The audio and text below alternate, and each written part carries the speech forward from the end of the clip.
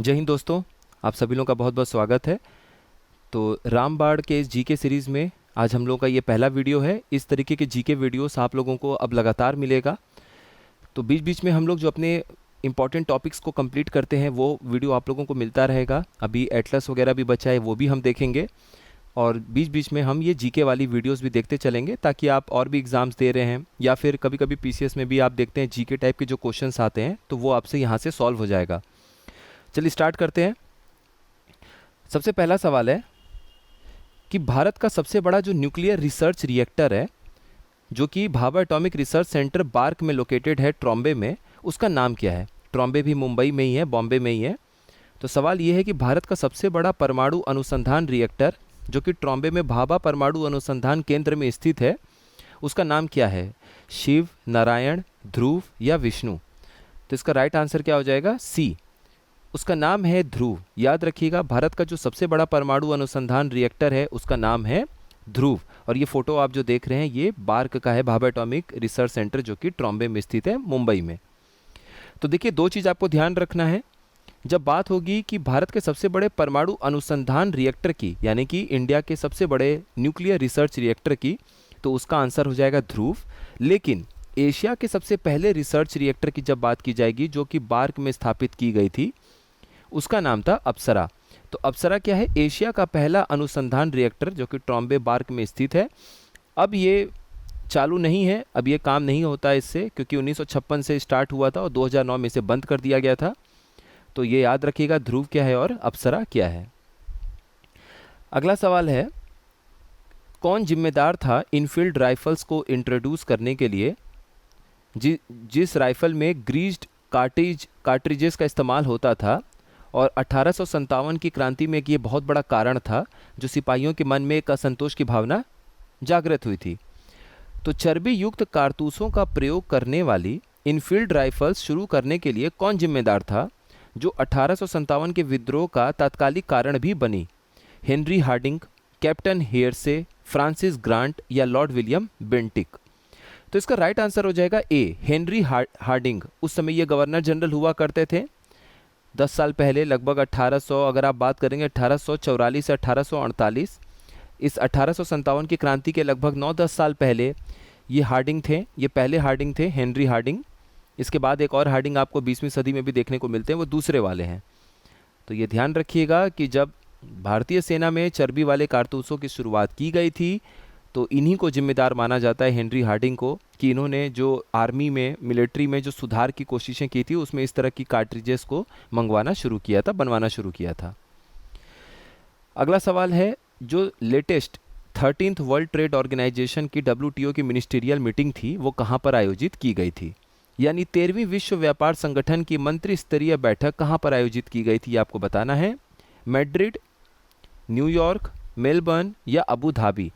तो इसका right answer क्या हो जाएगा, डी, अबू धाबी, यूएई में, यूनाइटेड अरब अमीरात, यानी संयुक्त अरब अमीरात की राजधानी अबू धाबी में 13वां विश्व व्यापार संगठन WTO की मिनिस्टीरियल लेवल की बैठक आयोजित की गई थी।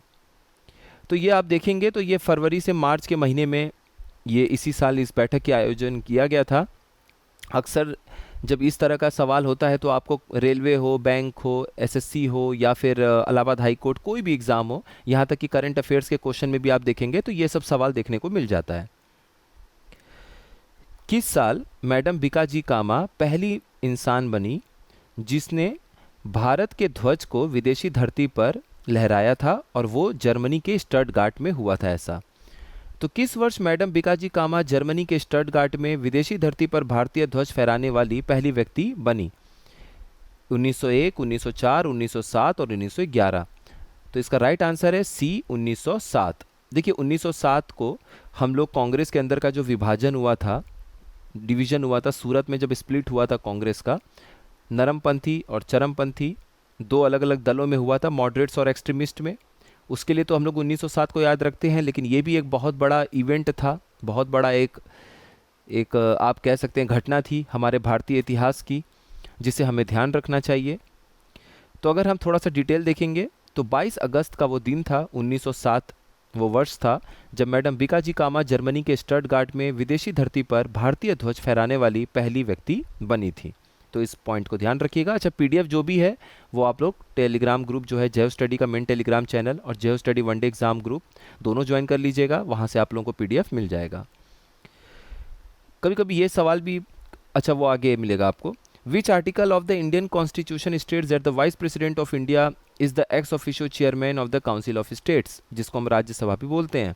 यानी भारतीय संविधान के किस अनुच्छेद में यह बात कही गई है कि भारत के जो उपराष्ट्रपति होंगे, जिसे मतलब भारत के उपराष्ट्रपति जो राज्यों की परिषद यानी कि जिसे राज्यसभा भी कहा जाता है, उसके पदेन सभापति होंगे।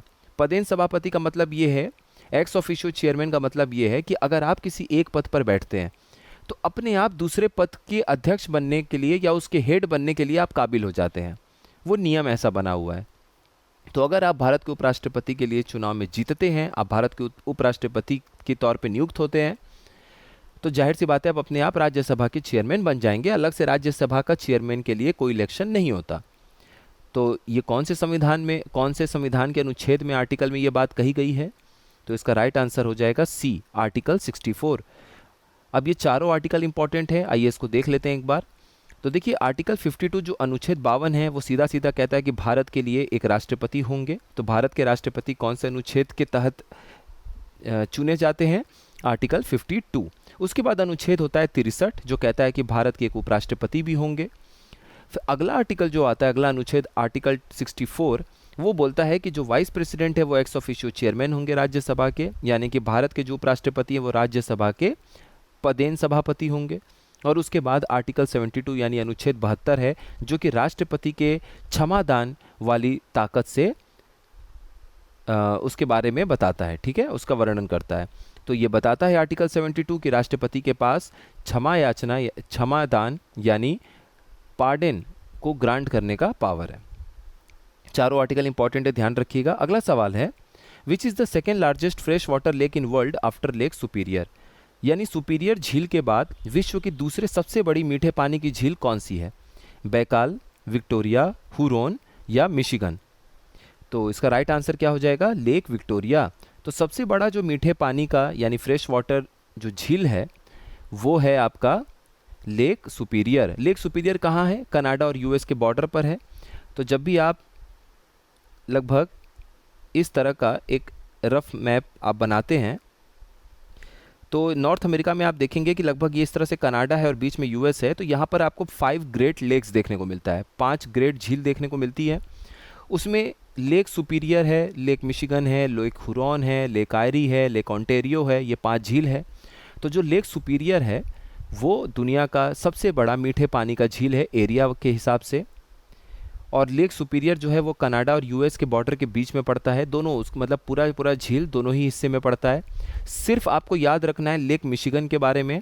जो मिशिगन झील है वो एकमात्र ऐसा झील है इन 5 ग्रेट लेक्स में जो पूरा का पूरा यूएसए यानी कि अमेरिका के अंदर आता है। बाकी जो 4 झील हैं जिसका मैंने आपको नाम बताया, लेक हुरॉन, आयरी, ओंटारियो, सुपीरियर, ये चारों झील कनाडा और यूएस के बीच में इनके पानी दोनों तरफ शेयर होते हैं। तो इस पॉइंट को ध्यान रखिएगा। और देखिए वही यहाँ पॉइंट लिखा है कि मिशिगन झील एकमात्र ऐसा ग्रेट लेक है जो पूरी तरह से संयुक्त राज्य अमेरिका के भीतर मौजूद है। कभी कभी ये सवाल भी पूछा जाता है। अच्छा, यहाँ पर एक चीज़ और मैप में देखिए, जो लेक विक्टोरिया है वो 3 देशों की तरफ से घिरा हुआ है। मैंने आप लोगों को कई बार बताया हुआ है कि ऐसे याद कर सकते हैं आप, कूट कहते हैं ना, कूट देंगे। तो जैसे केनिया, युगांडा और तंजानिया, तो एक तरफ केनिया है, एक तरफ युगांडा है और एक तरफ तंजानिया है। और इन तीनों देशों के बीच में घिरा हुआ है लेक विक्टोरिया। और विक्टोरिया झील से कौन सी नदी निकलती है? यहाँ से निकलती है वाइट नाइल रिवर निकलती है। और लेक इथोपिया में आपको देखने को मिलेगा ताना झील। ताना लेक से ब्लू नाइल रिवर निकलती है, यहाँ से वाइट नाइल रिवर निकलती है और उसके बाद वो आगे जाकर एक जगह मिलती है और वो नाइल रिवर बन जाता है। अब आपको ये बताना है कि जहाँ पर ये दोनों नदियाँ मिलकर नील नदी कहलाती है वहाँ पे किस देश की राजधानी मौजूद है? क्या खार्तूम मौजूद है या कोई और देश मौजूद है? आप ज़रूर बताइएगा, इसको देखिएगा एक बार मैप में। अगला सवाल है, ये देखिए कभी कभी सवाल पूछा जाता है कि जब भारत का संविधान बना था शुरुआत में, ओरिजिनल जब था, मूल रूप से जब अनुच्छेद लिखे जा रहे थे संविधान के अंदर में, तो आपको ये बताना है कि उस समय कुल कितने अनुच्छेद, आर्टिकल्स मौजूद थे। यानी भारतीय संविधान में इसके कार्यान्वयन के दौरान मूल रूप से मौजूद अनुच्छेदों की कुल संख्या कितनी थी? 390, 392, 395 या फिर 397? तो इसका राइट आंसर हो जाएगा सी, यानी कि 395। जब संविधान बना था तो उस समय कुल अनुच्छेद थे 395, और आज की डेट में आप एक बार चेक कर लीजिएगा 470 के आसपास मौजूद है। 448 भी आपको देखने को मिलेगा कहीं कहीं, लेकिन वो तब था जब 104 संशोधन किया गया था। अभी तो 106 अमेंडमेंट एक्ट है लेटेस्ट वाला। तो 100 से 106 के बीच में जो 6 अमेंडमेंट हैं, संशोधन अधिनियम है, उनको एक बार जरूर देख लीजिएगा। हम लोग किसी क्वेश्चन में वो भी डिस्कस कर लेंगे, लेकिन आप अपनी तरफ से देख लीजिएगा। और अनुच्छेद 470 के आसपास है, इसको भी क्रॉस चेक कर लीजिएगा। अगला सवाल है, जो नियरेस्ट स्पाइरल गैलेक्सी है अपने मिल्की वे गैलेक्सी के पास, उसका नाम क्या है? यानी मिल्की वे आकाशगंगा के निकटतम सर्पिल आकाशगंगा कौन सी है? तो इसका राइट आंसर हो जाएगा बी, एंड्रोमेडा आकाशगंगा या फिर एंड्रोमेडा गैलेक्सी आपको मिल्की वे गैलेक्सी के सबसे पास वाली गैलेक्सी मिलती है। और अगर पूछा जाए कि अपने सूरज के बाद दूसरा सबसे निकटतम सूरज कौन सा है, अपना जो सूरज है सन, वो भी एक तरह का तारा है, स्टार है, तो उसके बाद जो सबसे नज़दीक तारा होगा उसका नाम है प्रॉक्सिमा सेंचुरी। इस बात को ध्यान रखिएगा। कभी कभी ये क्वेश्चन भी आपको देखने को मिल जाता है कि जूलॉजिकल नेम बताना है आपको कॉमन हाउस फ्लाई का, जो हमारे यहाँ मक्खी उड़ती है, तो इसका जूलॉजिकल नेम क्या है? यानी सामान्य घरेलू मक्खी का प्राणी शास्त्रीय नाम क्या है? ट्रिटिकम एस्टिवम, मस्का डोमेस्टिका, फेनिया या फिर मक्खी डोमेस्टिका? तो इसका राइट आंसर हो जाएगा बी, इसका आंसर है मस्का डोमेस्टिका। बस इसको ध्यान रख लीजिएगा, ज़्यादा डिटेल कुछ नहीं देखना है। वर्तमान में ओपेक में जो जितने भी पेट्रोलियम के निर्यातक देशों का एक संगठन है, organisation for petroleum exporting countries, OPEC, तो फिलहाल में कितने मेंबर्स हैं ओपेक के? आपको बताना है 11, 12, 13 या 14। तो इसका राइट आंसर क्या हो जाएगा? बी, 12 मेंबर्स हैं, पहले 13 थे इस साल के पहले तक। तो कौन सा ऐसा मेंबर है, कौन सा ऐसा सदस्य है ओपेक देशों के संगठन का जिसने उनका साथ छोड़ दिया? तो वो आंसर है अंगोला। अंगोला के पहले, अंगोला जब नहीं छोड़ा था इस साल, तो 13 सदस्य हुआ करते थे ओपेक संगठन में। अब ओपेक में आप देखेंगे तो 12 ही मेंबर अब बचे हैं, 12 देश बचे हैं। तो 1 जनवरी 2024 को अंगोला ने organisation for petroleum exporting countries को छोड़ दिया था। यानी अंगोला ने 1 जनवरी 2024 को पेट्रोलियम निर्यातक देशों के संगठन को छोड़ दिया था। ओपेक की हम बात करें तो ये एक परमानेंट इंटर गवर्नमेंटल ऑर्गेनाइजेशन है, यानी कि स्थायी तौर पर अंतर सरकारीय संगठन है, जिसे 1960 को बगदाद सम्मेलन यानी बगदाद कॉन्फ्रेंस के तहत बनाया गया था। और उसके 5 फाउंडिंग मेंबर थे। 5 ऐसे देश थे जिन्होंने मिलकर इस संगठन को बनाया था। उसमें एक ईरान, एक इराक, एक सऊदी अरेबिया, कुवैत और वेनेजुला था। और इसका मुख्यालय आज के टाइम पे कहाँ पर है? ऑस्ट्रिया की राजधानी वियना में। एक चीज़ और ध्यान दीजिएगा, जो ये वेनेजुला है, यहाँ पर आपको सबसे अधिक जो प्रूव हो चुका है, जो खोज करके प्रूव किया जा चुका है, उसके हिसाब से सबसे अधिक तेल का भंडारण, आपको कच्चे तेल का भंडारण वियना में देखने को मिलता है। पूरी दुनिया का लगभग 20% के आसपास, 19 से 20% कच्चे तेल, यानी 1/5वां हिस्सा कच्चे तेल का जो रिजर्व है वो आपको देखने को मिलता है वेनेजुला में। तो यहाँ तक अपना ये 10 सवाल पूरा होता है, और उसके बाद हम लोग इसे कंटिन्यू करते रहेंगे। और बाकी जो चीज़ें हम लोग कभी हिस्ट्री, कभी कोई चीज़ देख रहे हैं, वो पूरी होती रहेंगी, कंप्लीट चलती रहेंगी। PYQ भी आप लोगों को प्रीवियस ईयर जो सवाल हैं UP PCS BPSC के, वो भी मिलेंगे। तो ठीक है, आप लोग अपनी पढ़ाई जारी रखिए, अच्छे से पढ़ते रहिए। आप सभी लोगों का बहुत बहुत धन्यवाद।